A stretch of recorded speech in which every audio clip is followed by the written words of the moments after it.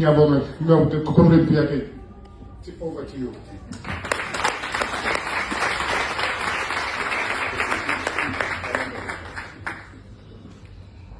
Ekuthule bandleni.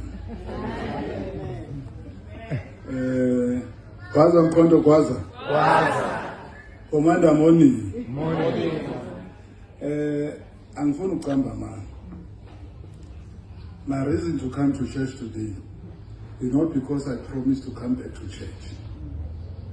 And my reason to come to church is because bakuNamalala ubone ithuba lokuthi angipha amanye responsibility to take over national treasure.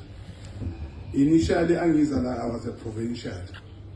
Now I'm a national. So ngathi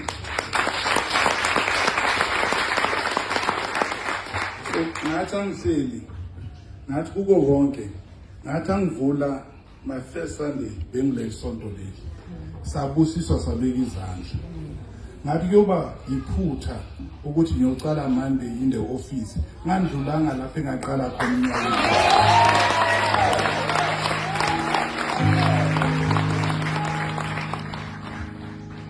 So bazalwane umthwalo esuthwele, especially in the treasury and fundraising office, is bigger than any office.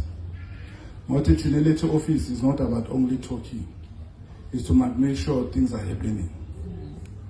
So siyawudinga umkhuleko, siyadinga futhi ukungalingeki indlela esihamba ngayo ngoba sisebenza ngeze imali, and it's easy for me ukuthi ngithengise ngomuntu omnyama omunye umuntu akalethe bigger check. So that is why ngithi asize la sizofuna ukuhlakanipha, sizocela amandla ngoba silapha esikhona ngasibona ukwazi kwethu nokuthanda kwethu kodwa kuumusa kaNkulunkulu. So asizongena kuma position thinking ukuthi we are very very intelligent or highly intelligent is when we are missing a point.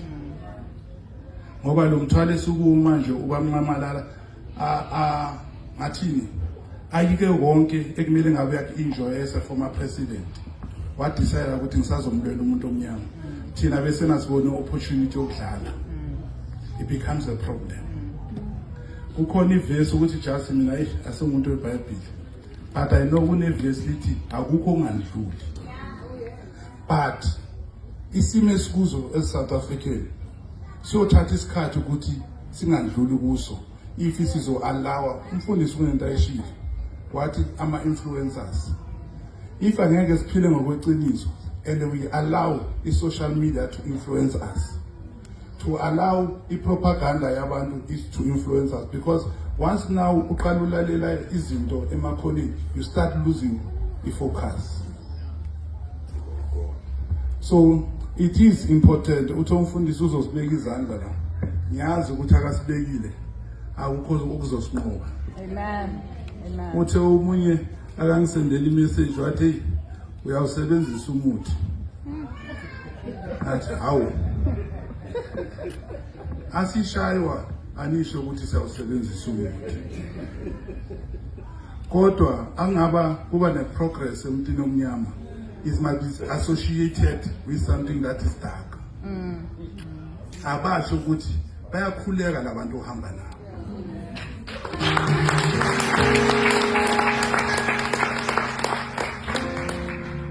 So ngaloko sizobuya sizolungisa isonto fundraiser.